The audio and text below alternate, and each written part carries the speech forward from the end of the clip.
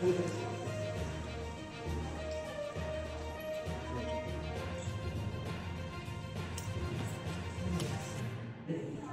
तो प्लॉट आहे ना मॅंग्रोव्हने असं पूर्ण करून येईल, पण आम्ही परवा देवेंना बोलवलं होतं. घेतात ते प्रायव्हेटली ते सुद्धा यूज करतात. याची वारंवार आम्ही तक्रार बोर्ड ऑफिसरला गेली, पण गेली 2 वर्ष कुठे दखल घेतली जात नाही. त्यांनी त्यांच्या स्वतःच्या खेळपट्ट्या बनवल्या त्यावरती आणि ते भाडं घेतात. एका खेळपट्टीचे 5,000 घेतात, म्हणजे ते दिवसाला 20 रुपये कमवतात एका महिन्याचे.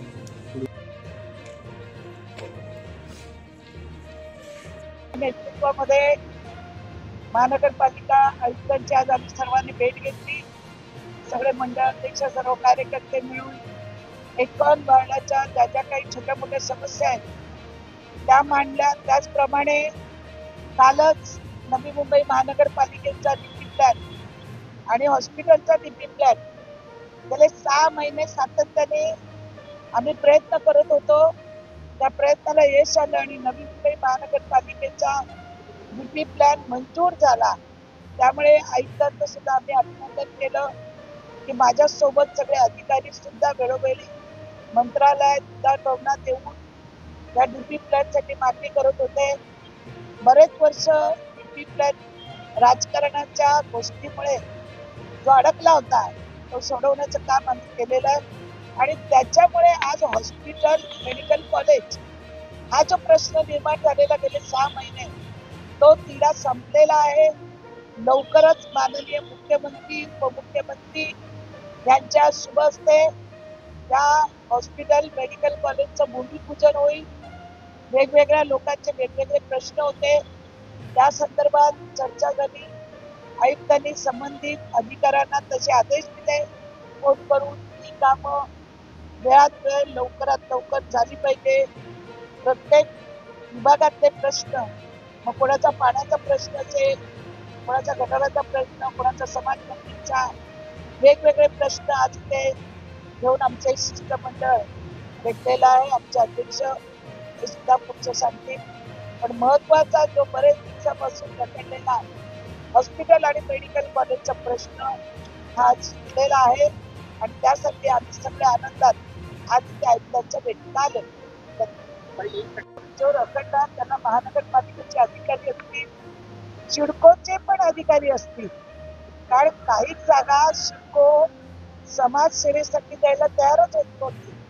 त्याच्यासाठी पैसे मागायचे. आता हॉस्पिटलच विषय बघा, 117 कोटी सांगितलेलं आहे, आम्ही 50-55 कोटीवर आणलं हॉस्पिटलचं. अशा प्रत्येक प्लॉटचे सिडको पैसे मागत होती आणि सिडको प्लॉट द्यायला तयार नव्हती. त्यामुळे पालिका आणि सिडको यांच्यामधल्या भांडणामध्ये आणि लोकप्रतिच्या प्रतिनिधी यांच्याही काही लोकांमुळे हा डीपी प्लॅन होत नव्हता.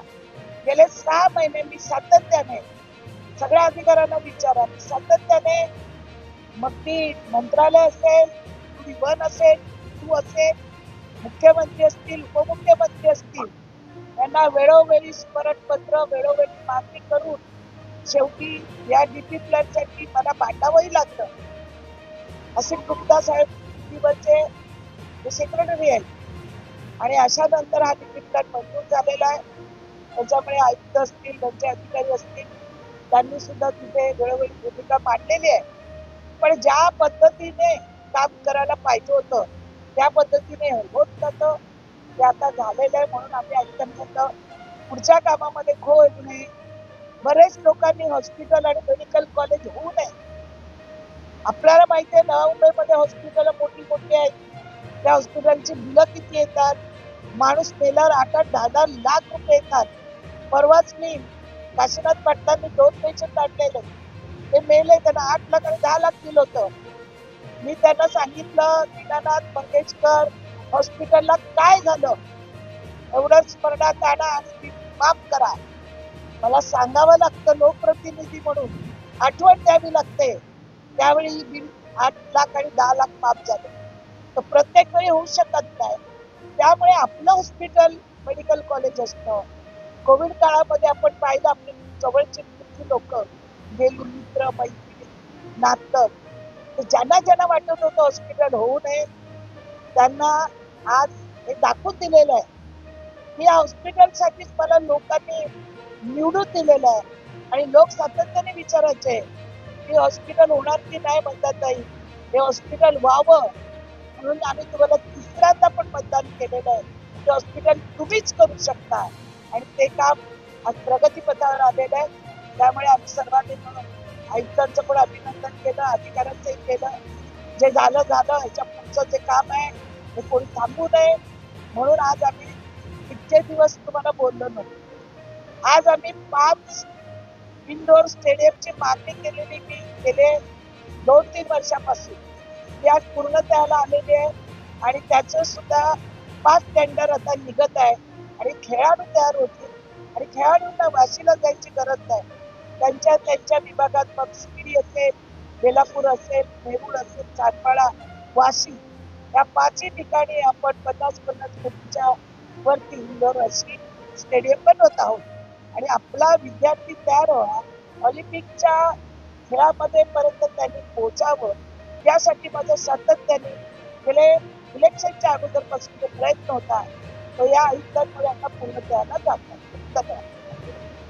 बाबासाहेब आंबेडकरांचा आज आपण संविधानानुसार बोलतो. डॉक्टर बाबासाहेब आंबेडकरांच्या पुतळ्याची मागणी मी गेल्या निवडणुकीच्या अगोदर केलेली आहे. अहिल्यादेवी राजमाता यांचा पुतळा कुठे बसवायचा, डॉक्टर बाबासाहेब आंबेडकरांचा पुतळा कुठे बसवायचा आणि जिजामातेचा पुतळा कुठे बसवायचा हे लोकेशन गेल्या 1 वर्षापासून ते थांबते. ते लोकेशन ताबडतोब त्यांनी मला द्यावं याची सुद्धा आम्ही मागणी केली.